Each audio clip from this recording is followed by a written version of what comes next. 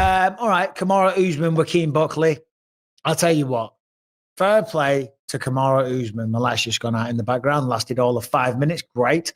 Buckley, I had Buckley winning that fight. I don't know if we did predictions. Who did you think? Oh, you were commentating, so you couldn't make. I was commentating. I couldn't call it, but I didn't see it going that way. I did not see it going like that. I mean, Usman reminded everyone what he's capable of, and we always knew he was a good wrestler. And I thought maybe Buckley would be able to stop the takedowns a little bit better than what he did. He had no answer for it. He couldn't get back to his feet. No answer whatsoever. He'll learn from that and realize he's got glaring weaknesses that he needs to work on. On the feet, he was dangerous as hell. And certainly in the 5th round, I was like, oh my God, he's going to do it. He's going to, he caught him a good few times. Yep. Yeah, he came close. You know what? I agree with you. He will learn from this. And I do think that sometimes in a young fighter's career, when you get these big step ups and you fight the former champions and it doesn't go your way, you can take it a lot of different ways. And I do think he took it graciously. I think he took it like, okay, I got the legend that I wanted. I got the former champ that I wanted. And he showed me that there's levels to this game. And he showed me that I still need to go and work on things. And I think it's pretty clear, Buckley, that there's really only a couple things that you really need to go and dial in. And it's takedown defense, one. But Kamaru's a freak, right? He does that to a lot of guys.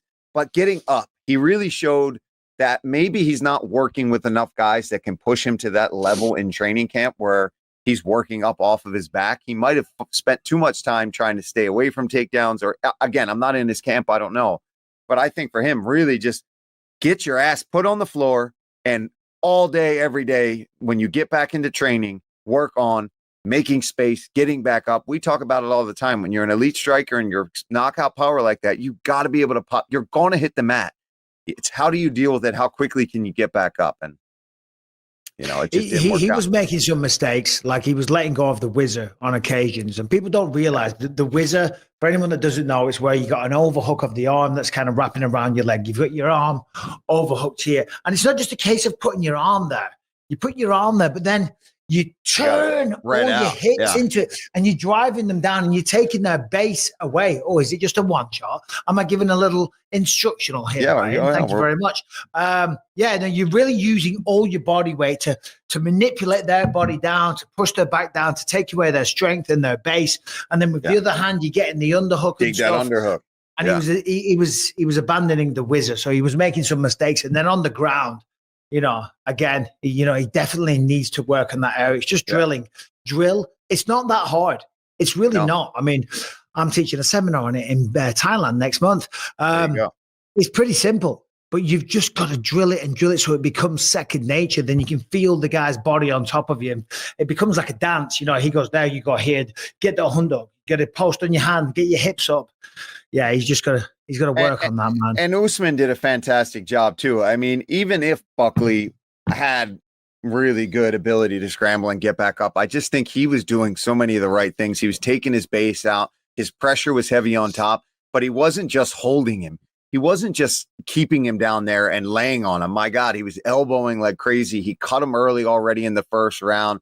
He was ground and pounding. He was adjusting his hips and sucking those hips back out. Every time Buckley even got close to getting a base, he'd readjust, he'd shoulder pressure him, pull those hips back out, pull him away from the fence or angle him away from the fence. His fight IQ was on display, in my opinion, on Saturday. And man, the emotions that were pouring out of him too, to get a win again and to do it against a guy that people had started to count him out against. You know, I think a lot of the general public had been picking Buckley just based on how he's looked, and to go get that dub. He's back in the mix. Welterweight division again. If Buckley won, he's in the mix and moving forward. But now with a former champ as dominant as Usman was back in the mix, things really just got mixed up because he's got pulled, right? He's a guy that if I'm these welterweights, I'm worried that he's going to jump in front of me. You know what I mean? I already talked to Sean. Sean Brady is one guy. He's like, I'd love to fight Usman. But again, it's going to be hard to get that fight now. Well, Usman says that he's sitting out on the sidelines and he wants the winner of Islam versus Jack Della Maddalena, and that's it.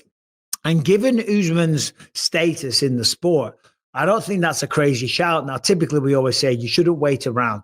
But when your name is Kamaru Usman, when you are the second greatest welterweight that the sport's ever seen, when you have just beat Joaquin Buckley, who's on a streak, and when you look at the 3 losses, yeah, all right, one was to Hamza, but he came back and it was really close. And then the other 2 were to Leon, and then just like maybe, Leon had his number. It's crazy to me too, Mike, that he even looking at how he just performed against Buckley. Where was that? To beat Leon? Where was that Usman? Yeah, I think he realized too, I got to get back to who I was. You know what I mean? I think it's a case of he really fell in love with his striking, and justifiable. I mean, he's been knocking guys out. He looked good, but I think if he fought him again the way that he just fought Buckley, I think he smashes Leon. Well, I don't know about that. And as a fellow Brit, I don't want to take away from his victories, but I understand what you're saying, because the thing is, here's what happens. It's a story as old as combat sports or MMA for the most part. Wrestlers start knocking people out and they fall in love with that, because you can take someone down all day long. I don't give a shit what anyone says, and I will argue till the cows come home. Knocking someone out with a clean right hand, the way that he did against Jorge Masvidal, when you land that kind of shot, right? That is so you want to do addictive. That again and again. And it's like, what would you rather do? Blow an entire audience's minds, right? 20,000 people going, oh my God, a viral knockout by boom, one shot, which takes way less effort, gets way more attention, becomes a viral moment, puts you as everyone's favorite fighter, or hit a single leg. Yeah. And fight 25 minutes. Loads of effort. You had to fight 25 minutes. You know what I mean? Yeah, it's a long fight. Bang! A lot more grueling. A lot more recovery. A lot of everything. Every single day. Yeah. So you're right. He went back to his wrestling base. What do we think about the knees? I mean, they look good out there that night, but I do still think he's on borrowed time, right? And I think he'd even admit, like, look, I'm not going to be around in 5 years. I think he's trying. I think the reason he's saying and making statements like I'm sitting out for the winner, I think he's trying to really play his cards and say, I did what you needed me to do. You wanted me to fight this young up-and-coming contender that's been knocking everybody out, beating everyone's ass, and I just schooled him, and I want the belt. And I don't know what his relationship is with Hunter and Dana right now, but if it's really good and he says those things, and if the winner of Jack JDM and Islam. And Islam, if the winner of that is like, yeah, I want to fight the former champion Kamaru Usman, I'm telling you, that's why I think a lot of these welterweights are going to be like, damn, they'd have been better off. They'd all been better off if Buckley won that fight. But Usman back in the cards definitely mixes things up. But again, they've got to be willing to fight. And I think that's what they all probably have to realize is, okay, shit, there's definitely no just sitting around and waiting. Usman's a different story. That guy's kind of done it all. He can sit around and do whatever he wants, and maybe he gets the fight. But like Ian Gary, Sean, Shavkat, Bilal, they're going to have to fight each other. And the thing is, as well, it comes down to for Usman, because if other people are saying, well, hold on, Sean Brady maybe deserves it, or this guy deserves it, or Ian Gary and Shavkat, I thought he was the number one contender. Yeah, they're all valid points. They are. But when you look at Kamaru Usman, and you look at the time served, and you look at the career, and then you also factor in, because it is a factor, that he's at the end of his career, right? Yeah. And he's been good for the promotion. He's been a dependable guy. He's taken on whoever they wanted him to when he was the champion. He was a good champion, defended the belt 5 times, I think. And it's like, well, there's a little bit of loyalty, and it does swing both ways. They're like, this guy's been good for us.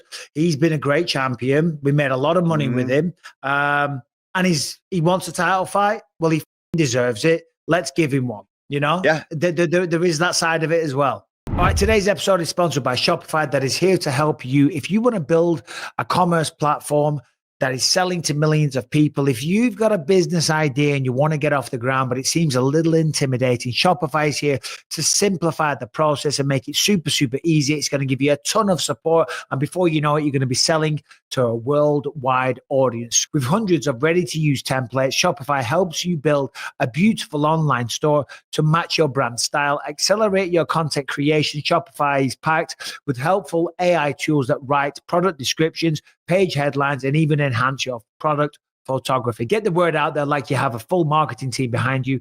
Easily create email and social media campaigns wherever your customers are scrolling or strolling. And the best yet, Shopify is your commerce expert with world-class expertise in everything from managing inventory to international shipping to processing returns and beyond. If you are ready to sell, you are ready for Shopify. Turn your big business idea into a profitable business with Shopify on your side. Sign up for a $1 per month trial period and start selling today at shopify.com/believe.